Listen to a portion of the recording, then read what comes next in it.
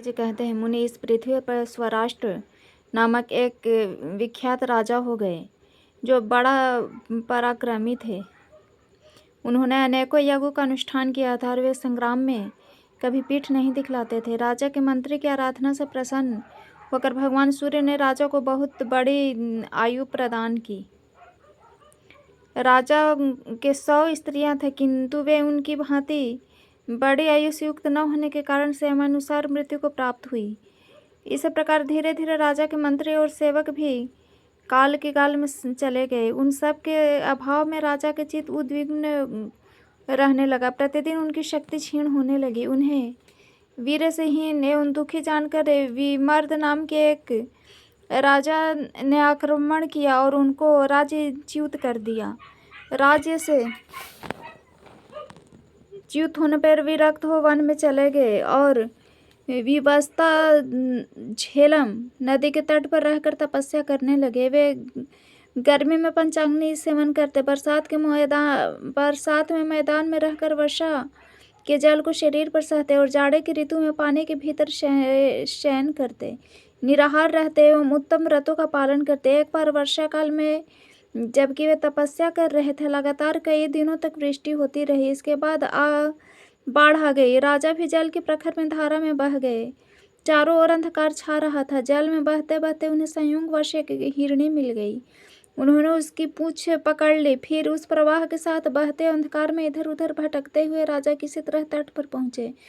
वहां भी बहुत दूर तक कीचड़ थे, जिसको पार करना अत्यंत कठिन था। तथापि वे हरणी की पूंछ से खींचते हुए इस कीचड़ से पार हो एक वन में जा पहुंचे। हरणी के स्पर्श से उन्हें आनंद का अनुभव होने लगा। उस अंधकार में भ्रमण करते हुए कामदेव को वशीभूत हो गए। राजा को अनुरागवश अपनी पीठ का स्पर्श जान उस वन के भीतर मृगी ने कहा, राजन, आप कांपते हुए हाथों से मेरी पीठ का स्पर्श क्यों करते हैं? आपके कार्य सिद्धि तो किसी और ही प्रकार से हो गई है। राजा ने पूछा, मृगी, तुम कौन हो और मनुष्य की तरह कैसे बोलती हो? मृगी बोली, राजन, मैं पहले आपकी प्यारी पत्नी थी। मेरा नाम उत्पलावती था। मैं दृढ़ धन्वा की पुत्री और आपकी 100 रानियों में प्रधान थी। राजा ने पूछा, उत्पलावली तो बड़ी पतिव्रता और धर्मपरायणा थी।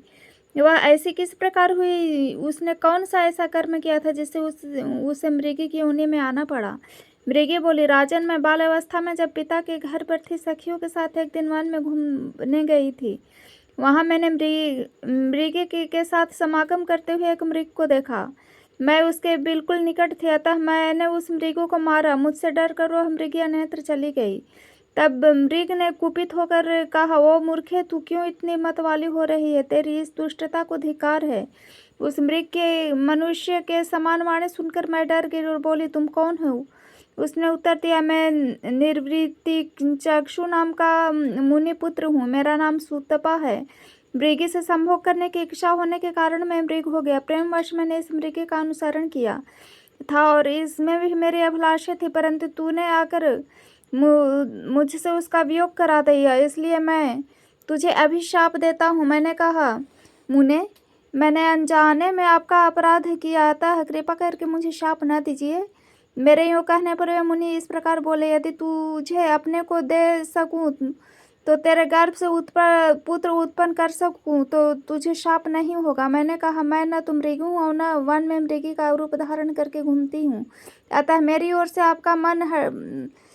अपना मन हटा लीजिए, आपको दूसरी किसी मृगी मिल जाएगी। यह बात सुनकर मुनि की आंखें क्रोध से लाल हो गई और होंठ कांपने लगे। बोले, ओ नादान, तू कहती है कि मैं मृगी नहीं हूँ, तो ले, तू मृगी हो जाएगी। तब मैं अत्यंत दुखी हो मुनि को प्रणाम करके बोली, मुने, मुझ पर प्रसन्न हुई। मैं अभी बालिका हूँ, बोलने का ढंग नहीं जानती। मुनिवर, पिता के न रहने पर ही स्त्री स्व अपना पति चुनती है। मेरे पिताजी तो अभी जीवित हैं, फिर कैसे मैं आपका वरण कर सकती हूँ? अथवा सारा अपराध मेरा ही है। फिर भी आप प्रसन्न होइए, मैं आपके चरणों में प्रणाम करती हूँ। तब मुनि श्रेष्ठ सुतपा ने कहा, मेरी बात झूठी नहीं हो सकती। तू मरने पर इसी वन में मृगी होगी। उस समय सिद्धवीर मुनि के पुत्र महाबाहु लोल तेरे गर्भ में आवेंगे। उनके गर्भ में आते ही तुझे अपने पूर्व जन्म का स्मरण होगा। फिर स्मरण प्राप्ति करके तू मानवी की भांति बोलने लगेगी। उस गर्भ के उत्पन्न होने पर तू मृगी के शरीर से मुक्त हो जाएगी और पति के समाहित हो उस लोक में जाएगी जहाँ कुकर्मी मनुष्य कदापि नहीं जा सकते। लोल भी बड़े पराक्रमी होंगे और अपने पिता के शत्रुओं को मारकर सारी पृथ्वी अपने अधिकार में कर लेंगे। तत्पश्चात वे मनु पद पर प्रतिष्ठित होंगे। इस प्रकार शाप मिलने पर मैं तिर्यग्नि योनि में आई हूँ। आपके शरीर का स्पर्श होने मात्र से मेरे उदर में गर्भ स्थगित हो गया है। मृगी की ओर कहने पर राजा को बड़ी प्रसन्नता हुई। उन्होंने सोचा मेरा पुत्र मेरे शत्रुओं को परास्त करके इस पृथ्वी पर मनु होगा, यह कितने आनंद की बात है। तदंतर कुछ काल के पश्चात मृगी ने उत्तम लक्षणों से संपन्न पुत्र को जन्म दिया। उसके उत्पन्न होने पर संपूर्ण भूत आनंद का अनुभव करने लगे। विशेषतः राजा को बड़ी प्रसन्नता हुई। मृगी भी शाप से छूटकर उत्तम लोक को चली गई। तदंतर सब ऋषियों ने आकर उसकी भावी समृद्धि देख उस बालक का नामकरण किया। तामसी योनि में पड़ी हुई माता के गर्भ से इसका जन्म हुआ है, इसलिए वह बालक संसार में तामस नाम से विख्यात होगा। तत्पश्चात अपने पुत्र तामस का लालन पालन पिता करने लगे। जब तामस को कुछ समझ हुई तो उसने पूछा, तात आप कौन हैं? मैं आपका पुत्र किस प्रकार हुआ? मेरी माता कौन है और आप किस लिए यहाँ आए हैं? यह सब सच सच बताइए।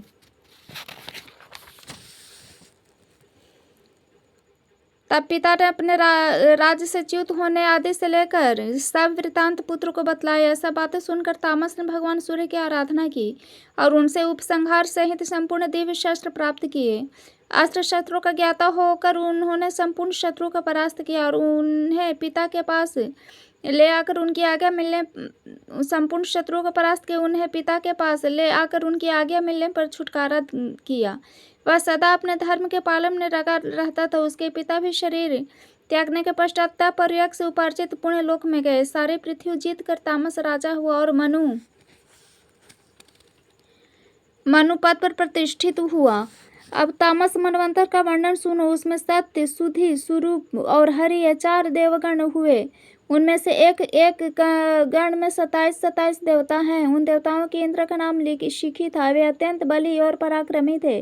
उन्होंने 100 यज्ञों का अनुष्ठान करके इस पद को प्राप्त किया था। ज्योतिर्धर्मा, पृथु, काव्य, चैत्र, अग्नि, बालक और पीवर यही 7 उस समय के सप्तऋषि थे। नर शांति, शांत, दांत, जानु और जंग आदि महाबली राजा तामस मनु के पुत्र थे। मार्कंडेय जी कहते हैं, ब्राह्मण 5वें मनु का नाम रेवत था। उनकी उत्पत्ति वर्णन सुनो। पूर्व काल में ऋतवाक नाम से प्रसिद्ध एक महर्षि थे। उनके समस्त बहुत समय तक कोई पुत्र न हुआ। दीर्घ काल के पश्चात हुआ भी तो रेवती नक्षत्र के अंतिम चरण में उसका जन्म हुआ। उन्होंने बालक के जात कर्म आदि संस्कार विधि पूर्वक उत्पन्न किए, उपनयन आदि भी कराए, किंतु सुशील न हो सका। जब उससे उनका जन्म हुआ था तभी से महर्षि भी दीर्घकाल व्यापी रोग से ग्रस्त हो गए। उसकी माता भी कोढ़ आदि से पीड़ित हो बहुत दुख उठाने लगी। बालक के पिता अत्यंत दुखी होकर सोचने लगे, यह कैसा अनर्थ प्राप्त हुआ है। उधर उस दुष्ट बुद्धि वाले पुत्र ने दूसरे मुनि कुमार की स्त्री का अपहरण कर लिया। इससे खिंचित होकर ऋतवाक ने कहा, मनुष्यों का बिना पुत्र का रहना अच्छा है, किंतु कुपुत्र होना कदापि उत्तम नहीं। कुपुत्र तो माता पिता के हृदय को सदा ही सालता रहता है और स्वर्ग में गए हुए पितरों को भी नरक में गिरा देता है। वह तो केवल माता पिता को दुख देने के लिए ही होता है। उस पापात्मा पुत्र के जन्मों को धिक्कार है। जिसके पुत्र सब लोगों के प्रिय, परोपकारी, शांत तथा उत्तम कर्मों में लगे रहने वाले होते हैं, वे ही धन्य हैं। मुझे इस जन्म में कुपुत्र के कारण सुख नहीं मिला, परलोक से विमुख होना पड़ा। कुपुत्र का आश्रय लेने वाला मेरा यह अधम जन्म केवल नरक में ले जाने वाला है, उत्तम गति की प्राप्त कराने वाला नहीं। इस प्रकार अत्यंत दुष्ट पुत्र के दुराचारों से ऋतवाक मुनि का हृदय जलने लगा। उन्होंने गर्ग मुनि से इसका कारण पूछा। ऋतवाक बोले, महामुने, पूर्व काल में उत्तम व्रत का पालन करते हुए मैंने सब वेदों का विधि पूर्वक अध्ययन किया और उसे समाप्त कर के वैदिक विधि के अनुसार स्त्री के साथ विवाह किया। फिर स्त्री को साथ रखकर वेदों और स्मृतियों के बताए हुए सभी कर्तव्यों का अनुष्ठान किया। आज तक किसी भी क्रिया अनुष्ठान में न्यूनता नहीं आने दी मुने। पूम नाम के नरक से डरते हुए मैंने गर्भधान की विधि से पुत्रोत्पत्ति का उद्देश्य रखकर स्त्री के साथ समागम किया है, कामोपभोग के लिए नहीं। यह सब होने पर भी ऐसे कुपुत्र का जन्म क्यों हुआ? क्या यह मेरे दोष से अथवा अपने दोष से उत्पन्न हुआ है? सो अपनी दुष्टता से हमारे लिए दुखदायी और बंधुजनों के लिए शोककारक हो गया है। गर्ग ने कहा, मुनिश्रेष्ठ, तुम्हारा यह पुत्र रेवती नक्षत्र के अंतिम चरण में उत्पन्न हुआ है, अतः दूषित इस समय में जन्म ग्रहण करने के कारण यह तुम्हारे लिए दुखदायी हो गया है। ऋतवाक बोले, मेरे एक ही पुत्र था, तो भी रेवती नक्षत्र के अंतिम भाग में उत्पन्न होने के कारण इसमें ऐसी दुष्टता आ गई है, इसलिए रेवती का शीघ्र पतन हो जाए। मुनि के इस प्रकार शाप देते ही रेवती नक्षत्र आकाश से गिरा। सारा संसार चकित चित होकर दृष्टि देख रहा था। वह नक्षत्र कुमुदगिरी के चारों ओर गिर पड़ा। वहां का वन, गुफाएं तथा झरने आदि सहसा सद्भावित हो उठे। रेवती नक्षत्र के गिरने से कुमुदगिरी का नाम रेवतक पर्वत हो गया। उस नक्षत्र की जो कांति थी वह कमल मंडित सरोवर के रूप में प्रकट हुई। उस समय उस सरोवर से एक अत्यंत सुंदरी कन्या का प्रादुर्भाव हुआ। वह रेवती की कांति से प्रकट हुई थी, इसलिए वह मुच मुनि ने उसे देखकर उसका नाम रेवती रख दिया। वह उनके आश्रम के पास ही प्रकट हुई थी, इसलिए वे ही पिता की भांति उसका लालन पोषण करने लगे। जब कन्या यौवनावस्था में पदार्पण कर चुकी तब प्रपूच मुनि उनके लिए योग वर पूछने के विचार से अग्निशाला में गए। उनके प्रश्न करने पर अग्निदेव ने उत्तर दिया, इस कन्या के स्वामी राजा दुर्गम होंगे, जो महाबली, महापराक्रमी, प्रिय वक्ता और धर्मवत्सल हैं।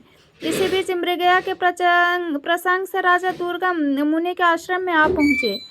वे प्रियव्रत के वंश में उत्पन्न अत्यंत बलवान और पराक्रमी थे। उनके पिता का नाम विक्रमशील था और कालंदी के गर्भ से उत्पन्न हुए थे। आश्रम में पहुंचने पर जब उन्हें ऋषि नहीं दिखाई दिए तब उन्होंने रेवती को प्रिय कहकर संबोधित किया और पूछा, सुंदरी, बताओ तो सही, मुनिश्रेष्ठ प्रमुख इस आश्रम से कहाँ गए? मैं उन्हें प्रणाम करना चाहता हूँ। अब मुनि अग्निशाला में बैठे हुए थे। वहीं से राजा का वार्तालाप और प्रिय संबोधन सुनकर वे तुरंत ही बाहर निकले। उन्होंने देखा राजोचित चिन्हों से युक्त महात्मा राजा दुर्गम विनीत भाव से सामने खड़े हैं। उन्हें देखकर मुनि गौतम नामक शिष्य ने कहा, गौतम नामक शिष्य से कहा, गौतम, इस महाराज के लिए अर्घ लाओ। राजा अर्घ स्वीकार करके जब आसन पर विराजमान हुए तब महामुनि प्रमुच ने स्वागत पूर्वक पूछा, राजन, आपके घर सेना खजाना मित्र भृत मंत्री तथा शरीर की कुशल तो है ना? राजा ने कहा, सुब्रत, आपकी कृपा से मेरे पास सब कुशल से है, कहीं भी कुशल का अभाव नहीं है। ऋषि बोले, राजन, मेरे यहाँ एक कन्या है, इसके लिए वर ढूंढने की इच्छा से मैंने अग्निदेव से पूछा था, इसका पति कौन होगा? अग्निदेव ने कहा कि राजा दुर्गम ही इसके स्वामी होंगे, इसलिए अब आप मेरी दी हुई इस कन्या को ग्रहण करें। आपने भी प्रिय कहकर इसको संबोधित किया है, अतः आप क्यों विचार करते हैं? मुनि की बात सुनकर राजा दुर्गम मौन रह गए। तब महर्षि प्रमुच अपनी कन्या का वैवाहिक कार्य संपन्न करने को उद्धत हुए। अपने विवाह के लिए पिता को उद्धत देख कन्या ने विनय से मस्तक झुकाकर कहा, पिताजी, यदि आपको मुझ पर प्रेम है तो कृपा करके मेरा विवाह रेवती नक्षत्र में ही कीजिए। ऋषि बोले, भद्रे, ऋतवाक नाम से विख्यात तपस्वी मुनि रेवती नक्षत्र पर क्रोध करके उसे नक्षत्र मंडल से नीचे गिरा दिया है। कन्या ने कहा, पिताजी, क्या ऋतवाक मुनि ने ही ऐसे तपस्या की है? आपने नहीं? यदि आप भी तपस्वी हैं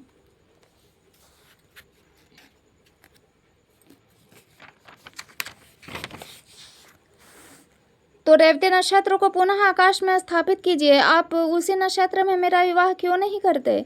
ऋषि बोले, भद्रे तेरा कल्याण हो, अब तू प्रसन्न हो जा। मैं तेरे लिए रेवती नक्षत्र को पुनः चंद्रमा के मार्ग में स्थापित करता हूँ। तदंतर महामुनि प्रमुच ने अपनी तपस्या के प्रभाव से रेवती नक्षत्र को पुनः पहले ही की भांति चंद्रमंडल से संयुक्त कर दिया। फिर उसी नक्षत्र में वैदिक मंत्रों का उच्चारण करते हुए कन्या का विधि पूर्वक विवाह किया और प्रसन्न होकर अपने जमाता से कहा, राजन बताइए, मैं इस विवाह में दहेज के रूप में आपको क्या दूं? मेरी तपस्या प्रतिहत है, मैं आपको दुर्लभ वस्तु भी दे सकता हूँ। राजा ने कहा, मुने, मेरा जन्म स्वयंभू मनु के वंश में हुआ है, अतः मैं आपकी कृपा से ऐसा पुत्र चाहता हूँ जो मनवंतर का स्वामी हो। ऋषि बोले, राजन, तुम्हारी यह कामना पूर्ण होगी। तुम्हारा पुत्र मनु होकर संपूर्ण पृथ्वी का उपभोग करेगा और धर्म का ज्ञाता होगा। तब राजा उस स्त्री को साथ ले अपने नगर को चले गए। उनसे रेवती के गर्भ से रैवत नाम का जन्म हुआ, जो सब धर्मों से संपन्न और मनुष्यों से अज्ञेय थे। सब शास्त्रों के ज्ञाता और वेद विद्या के विशारद थे। उनके मनवंतर में सुमेधा, भूपति, वैकुंठ, अमिताभ, ये 4 देवगण थे। इनमें से प्रत्येक गण में 14 देवता थे। इन चारों देवगणों के स्वामी विभु नामक इंद्र थे, जिन्होंने 100 यज्ञों का अनुष्ठान करके इस पद को प्राप्त किया था। हिरण्य, रोमा, वेदश्री, उदर्धबाहु, वेदबाहु, सुदामा, पर्जन्य, महामुनि तथा वेदांगतों के पारगामी महाभाग वशिष्ठ, ये 7 रैवत मनवंतर के सप्तऋषि थे। बल, बंधु, महावीर, सुयष्ट तथा सत्यक आदि रैवत मनु के पुत्र थे।